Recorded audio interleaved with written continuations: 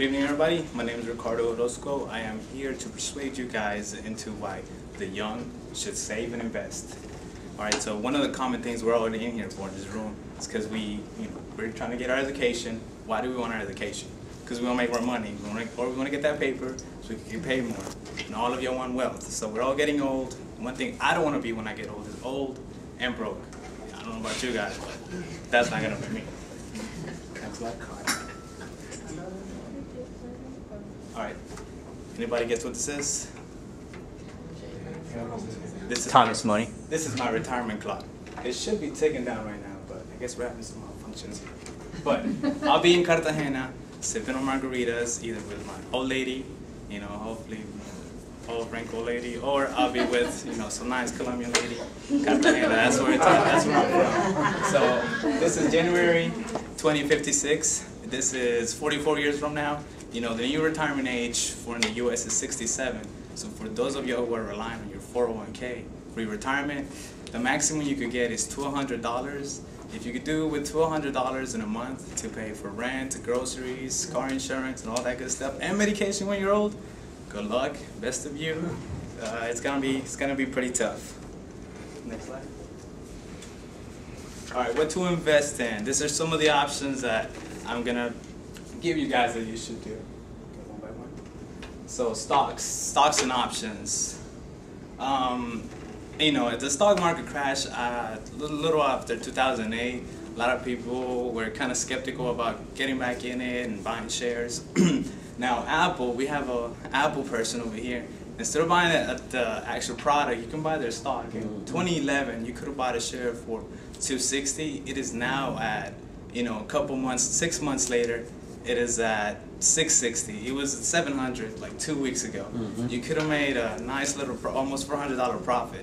So it's in the bank. Rather than you actually, spending money in some other things, buy stocks, shares, or options. You can, if you think a company is going to go up, you can buy a call. And if you think it's going to go down, you can buy a put. So even if the stock is going down, you can make money that way too. Another one is your 401k investment.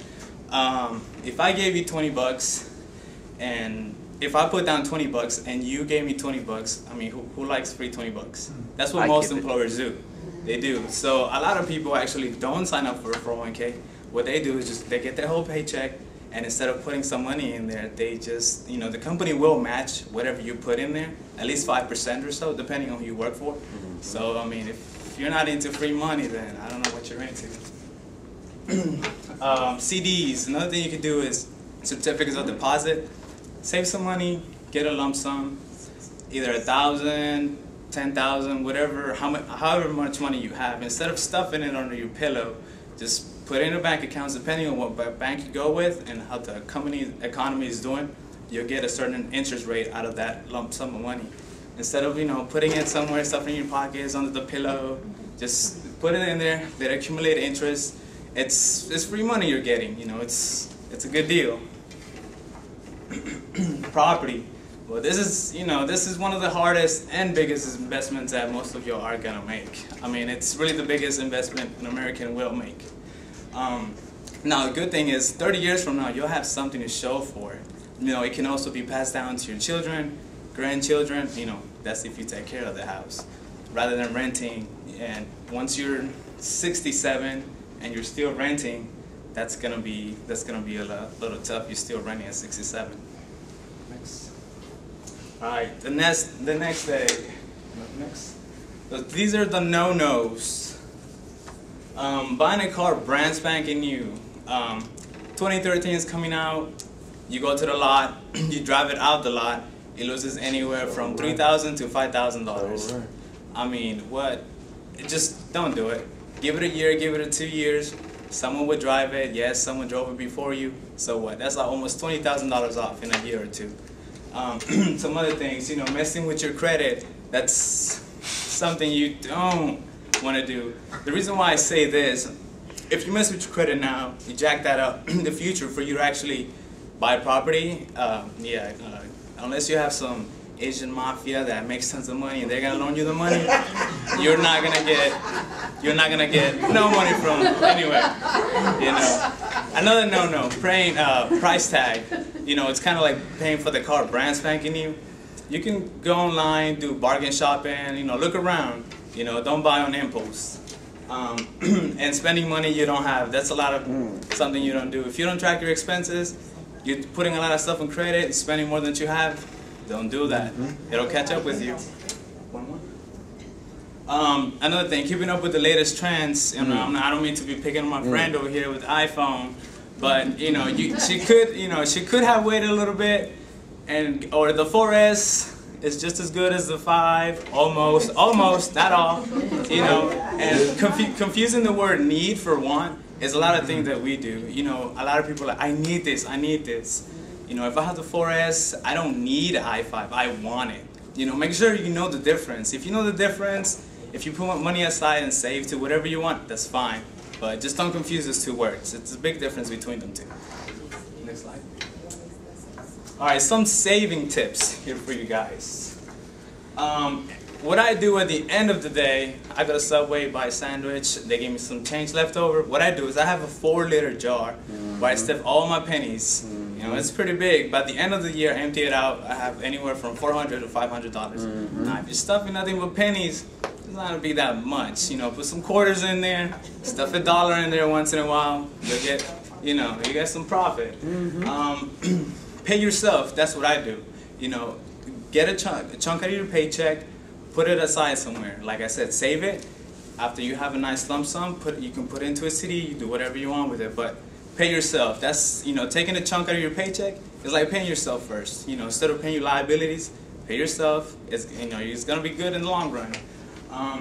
Track all your expenses. Track. If none of you out here are tracking them, you do not know how much you're spending. When you start tracking them, you're gonna realize how much stupid stuff you're buying. You know, buying a soda, $2.50 a day, that's like $17 a week. That's like $70 a month. That's $840 a year. $8,400 in 10 years. That's a big chump change. Next one. Another thing, you always ask for the student discounts. We're students. Pull out your HTC card. At the theater, it's like $10 now. You go there, get it for like $8.50. Make presents. I know when sometimes you go to birthday parties and you're like, oh man, what do I take? Just go make a present. You know, for young guys, get your girlfriend to make presents. They get pretty creative sometimes. That's what I do. I get my girl to make the presents. You know, budget for the week. That's what I like to do. I like to get this, at least, you know, I know how much I'm gonna need for food, fuel, and whatnot. Put that money, I put it on the side of my wallet. This is all I'm gonna spend. If I spend more than this, I gotta see why I'm buying it. I gotta see that it's a need rather than a want. Wash your own car. You know, your car is gonna be dirty all the time, 24/7. Wash it. I mean, just wash it yourself. Save some money. It'll save you some money in the long run. Oh, another thing. Use Craigslist. Craigslist. Oh my God. You can even become almost an entrepreneur using Craigslist. You buy something for $100, you sell it back for $200. Why am I saying this? Because I do it all the time. So, I mean, I bought cars on there, buy it for like $1,000, sell it back for $2,500. I'm telling you, I've done this. You get a lot of discounts. You find iPhones, you find cameras, anything. You know, don't even go to Amazon. Go straight to Craigslist. And if you can't find it there, I don't know why you can't find it there. Go to Amazon or whatnot. Thanks. All right. Now, if you guys think I'm over here just talking up my ass, no, I'm not. This man right here. This is Mr. Warren Buffett. This man is worth $44 billion dollars, okay? What he did, he started doing stocks. What he did, he bought just companies that were really low.